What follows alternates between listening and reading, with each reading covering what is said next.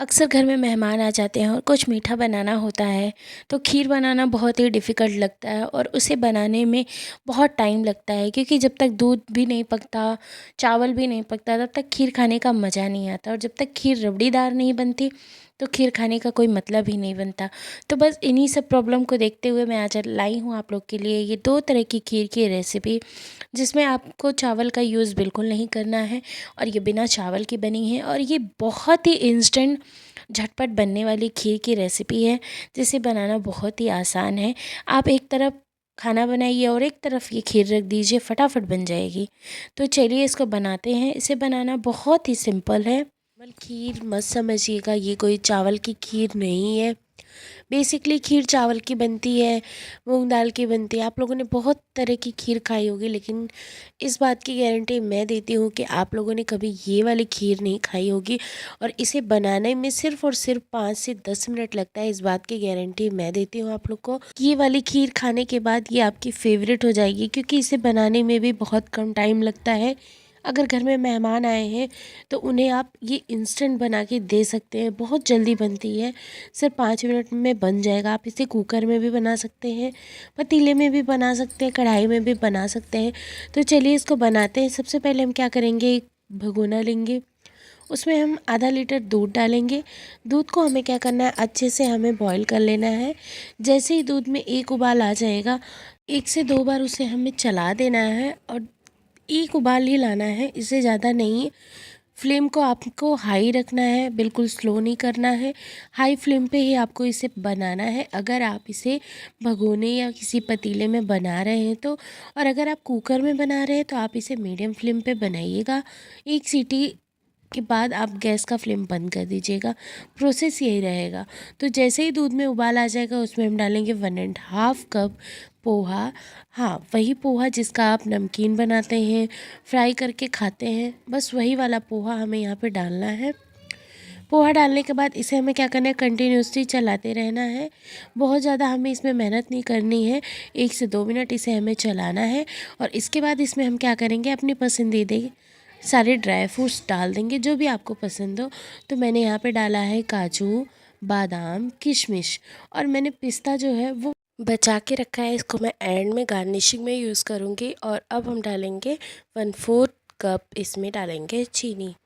आप चाहे तो इसे गुड़ में भी बना सकते हैं। इसके लिए आपको क्या करना होगा, दूध को बिल्कुल ठंडा कर लेना होगा।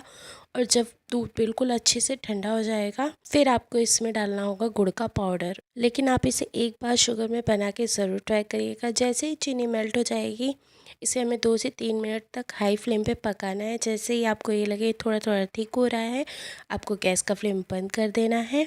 और अब मैं इसमें क्या करूँगी, थोड़ा सा इलायची का पाउडर डालूँगी अच्छे फ्लेवर के लिए। इसे भी अच्छे से हम मिक्स कर देंगे। सारी चीज़ें अच्छे से आपस में मिक्स हो गई हैं और इलायची का भी फ्लेवर इसमें अच्छे से आ गया है। अब हम इसको हाई फ्लेम पे जब पकाएंगे तो ये धीरे धीरे धीरे धीरे ये थिक कंसिस्टेंसी में जाएगा। तो मैंने यहाँ पे इसे इलायची पाउडर डालने के 2 से 3 मिनट तक मैंने इसे बिल्कुल हाई फ्लेम पे पकाया है। और अब आप देख सकते हैं कि ये भगोने में भी, मतलब पतीले में भी थोड़ा थोड़ा लग रहा है और ये बिल्कुल अच्छी कंसिस्टेंसी में आ गया है। तो मैंने यहाँ पे कह के गैस का फ्लेम बंद कर दिया है और लीजिए तैयार है अब हमारी पोहे की खीर खाने के लिए। एंड हाँ, आप इसमें अपनी पसंद के सारे भी ड्राई फ्रूट्स यूज़ कर सकते हैं। तो मैंने यहाँ पे बहुत लिमिटेड ड्राई फ्रूट्स यूज़ किए हैं। यकीन माने ये बहुत बहुत बहुत टेस्टी बना था। और मैं इसे फाइनल गार्निश कर रही हूँ पिस्ताचो के साथ। तो मैंने यहाँ पे पिस्ता को छोटे छोटे पीसेस में कट कर लिए हैं। आप चाहे तो अपनी पसंद के शेप में इसे कट करिए।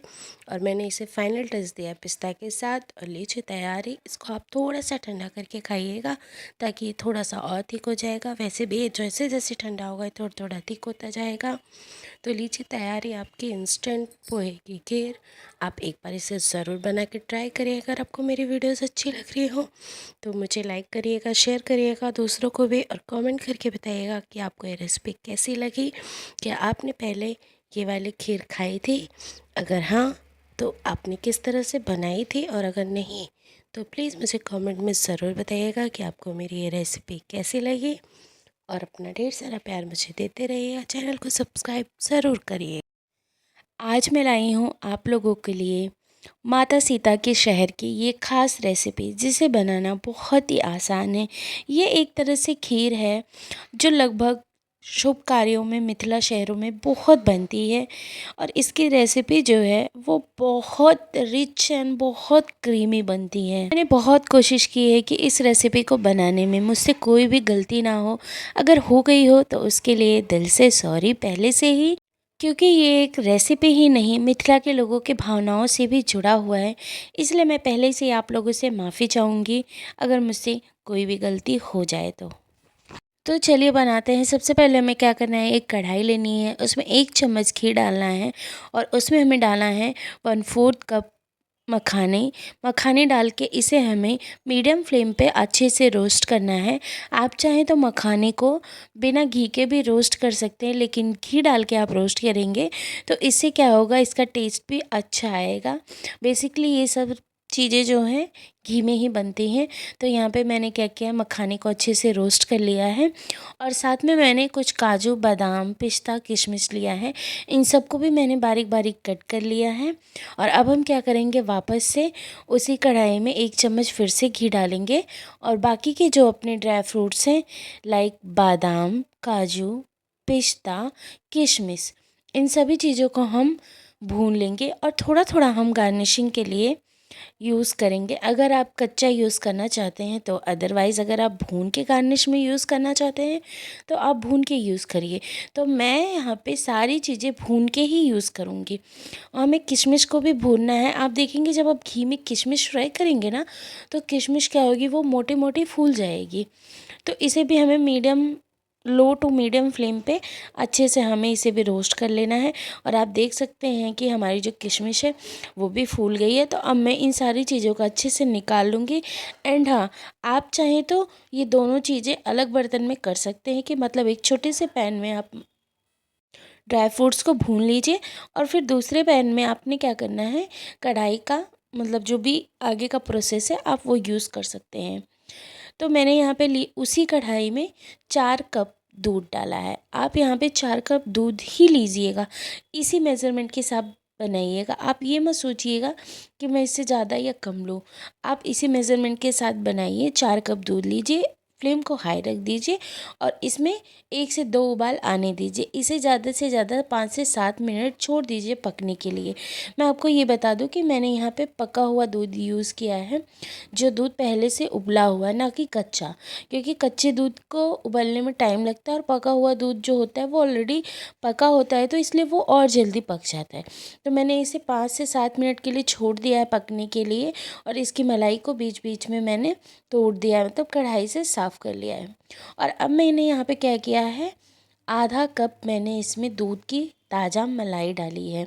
तो ये ताज़ी मलाई मैं 2 दिन से इकट्ठा कर रही थी, तो आधी कप मलाई मैंने इसमें यूज़ किया है।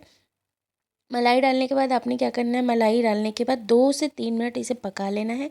इसके बाद आपने क्या करना है, कुछ मखाने खड़े ही डाल देने हैं और कुछ मखानों को हाथों से अच्छे से क्रश करके डालना है। इससे क्या होगा, खड़े मखानों का भी फ्लेवर आएगा और हमारी जो दूध है वो भी बिल्कुल क्रीमी रबड़ी बनेगी।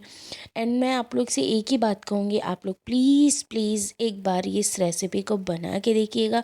ये बहुत टेस्टी बनती है और ये बहुत ही झटपट बनती है ये खीर। और आपने क्या करना है, साथ में सारे ड्राई फ्रूट्स को भी डाल देने हैं और 2-4 ड्राई फ्रूट्स आपको उसमें से बचा लेना है, किशमिश, काजू, पिस्ता वगैरह ये सारी चीज़ें आपने क्या करना है, मतलब गार्निशिंग के लिए निकाल लेना है एंड में। एंड अगर आपके पास केसर हो तो आप वो ज़रूर डालिए, अगर नहीं है तो आप यहाँ पे येलो फूड कलर डाल सकते हैं। तो मेरे पास केसर नहीं था तो मैंने यहाँ पे येलो फूड कलर का यूज़ किया है। ये सारी चीज़ें डालने के बाद इसे भी हमें 2 मिनट पका लेना है। सारी चीज़ें डालने के बाद 2-2 मिनट इसे पकाना है और जैसे ही सारी चीज़ें पक जाए और दूध लगे कि हाँ मेरा मतलब जो 4 कप हमने दूध डाला है वो 3.5 कप बच गया है, उसके उसी स्टेज पे हमें मतलब ड्राई फ्रूट्स डालने के बाद हमें क्या करना है, अपनी बूंदी को डाल देना है। 2 मिनट पका लेना, उसके बाद बूंदी डालनी है। एंड अगर आप बड़ी बूंदी लेंगे तो ज़्यादा अच्छा रहेगा। तो ये बूंदी घर की बनी हुई बूंदी थी जो बड़ी बड़ी थी मेरे घर में शादी थी, तो ये शादी वाली बूंदी जो होती है घर में बनती है वो बड़ी बनती है। तो यहाँ पे हमने यूज़ किया है 4 टेबल स्पून चीनी। जितना दूध था उसी के हर 1 कप में 1 चम्मच चीनी का यूज़ हुआ है। तो मैंने यहाँ पे 4 चम्मच चीनी का यूज़ किया है। चीनी डालने के बाद इसे 2 से 3 मिनट पकाना है। बस हमें बूंदी को तब तक पकाना है जब तक थोड़ी सी बूंदी हमारी सॉफ्ट ना हो जाए। हमें इसे बहुत ज़्यादा वो नहीं करना है, पकाना नहीं है, वरना सारी बूंदी टूट के हलवा बन जाएगी। तो ये जैसे जैसे ठंडी होगी वैसे वैसे गाढ़ी होगी। तो यहाँ पे तैयार है बन के हमारी ये बूंदी की बहुत ही स्पेशल सी खीर। और अब चलिए इसे सर्व करते हैं। तो मैंने यहाँ पे इसे गार्निश किया है फ्राई किशमिश, फ्राई बादाम और फ्राई काजू और फ्राई सभी ड्राई फ्रूट्स के साथ। और ऊपर से मैंने इसे अच्छा दिखने के लिए मतलब मैंने यहाँ पे यूज़ किया है रेड रोज़ पेटल्स। तो लीजिए तैयार है हमारी ये बहुत ही झटपट और बहुत ही टेस्टी माता सीता के शहर से, मिथिला के शहर से, मिथिला वासियों के तरफ से ये बूंदी की खीर। इसे सकरौरी बोलते हैं और ये बहुत टेस्टी बनती है। आप लोग भी इसे ज़रूर बना के ट्राई करिएगा। और अगर आप लोग को मेरी ये रेसिपी अच्छी लगी हो तो एक बार ज़रूर ट्राई करके देखिएगा और मुझे कमेंट में ज़रूर बताइएगा कि आप लोग को ये रेसिपी कैसी लगी। क्या आपने कभी पहले ये रेसिपी ट्राई करी थी? और मुझे कमेंट में ज़रूर बताइएगा कि आप लोग कौन कौन से शहरों से मेरी वीडियो को देखते हैं। एट द एंड मुझे भी तो पता चले कि लोग मुझे कहाँ कहाँ से देख रहे हैं।